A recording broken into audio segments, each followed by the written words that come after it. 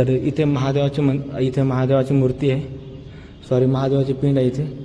तर आपण इथे फूल वाहू आणि हे बेलाचं पान आहे आणि हे प्रत्येक पूजामध्ये महादेवांना लागतंच. आणि हे जे एक फूल राहिलं आहे तर ते आपण हे जे एक फूल आहे तर ते बाहेर आपण नंदीला वाहू.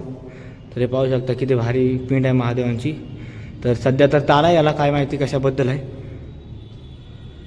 तर चला तर मित्रांनो, हे तुम्ही आतून पाहिले, खूप जास्त प्राचीन काळाचं दिसतं मला हे मंदिर. आणि खरं तर मी 4 वर्षापासून नाशिकमध्ये राहतो, पण याच्या आधी कधीच म्हणजे आलो नाही इकडं मंदिरामध्ये. बाहेर खूप फिरलो. आता तर एक जे आपण फूल ठेवलं तर ते आपण इथं वाहू.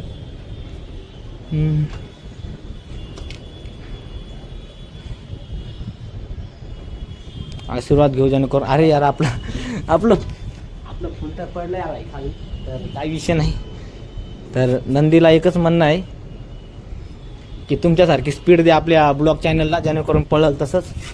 तर ह्या आजी आहेत बाहेर, तर पहिले ह्या आजीचे पैसे देऊन टाकू आपण आणि बादमध्ये परत आपला ब्लॉगचा